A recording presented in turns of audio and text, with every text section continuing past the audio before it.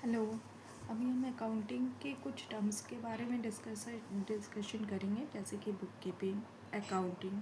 पहले तो हम ये डिफरेंस देखते हैं, उसके बाद फिर हम देखेंगे कैपिटल क्या होता है, लाइबिलिटीज़ क्या होती हैं और एसेट्स क्या होते हैं।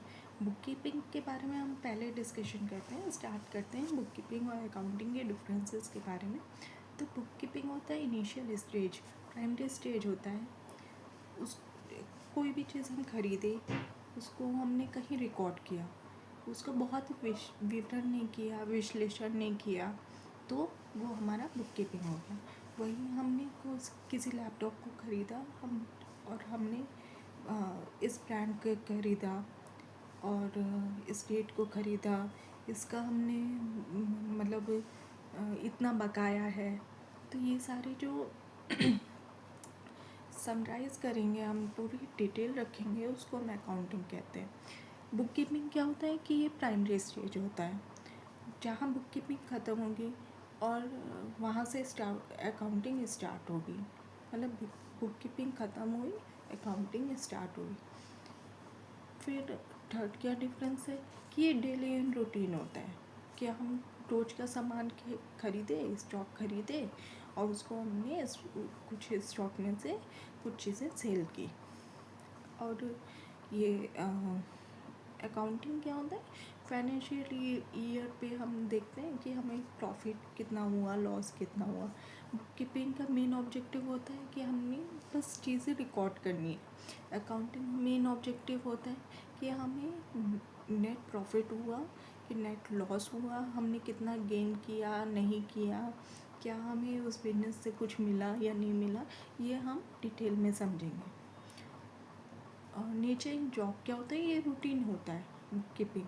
हमें रूटीन का डेली हमें रिकॉर्ड करनी है। या अकाउंटिंग हम फाइनेंशियल ईयर का वेट करते हैं कि हमें कितना प्रॉफिट हुआ, कितना लॉस हुआ, इसके लिए हमें देखना पड़े।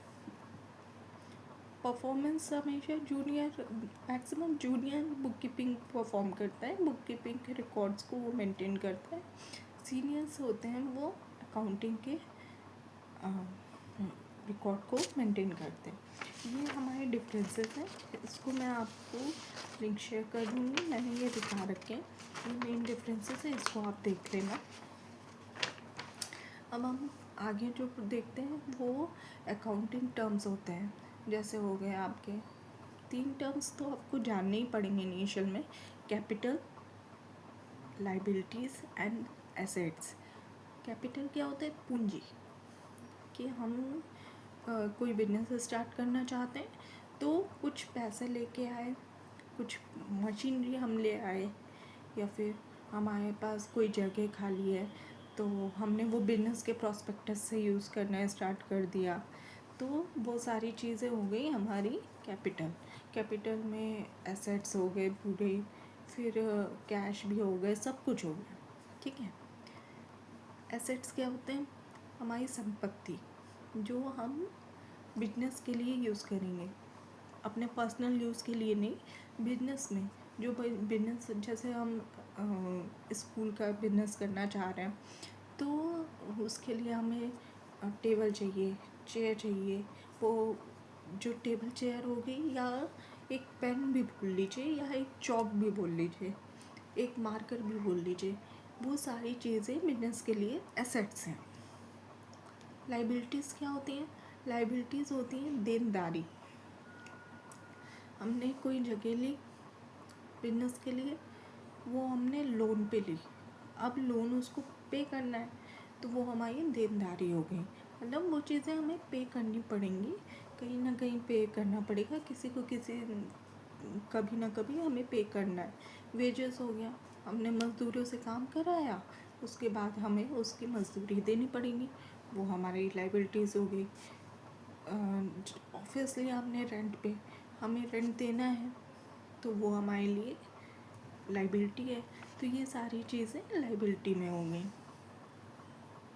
अभी के लिए आपके लिए इतना ही, और आगे भी हम और भी टॉपिक्स पे, अकाउंटिंग टर्म्स पे डिस्कशन करेंगे, क्वेश्चन पे डिस्कशन करेंगे। हमारे चैनल के साथ बने रहिए। Thank you so much.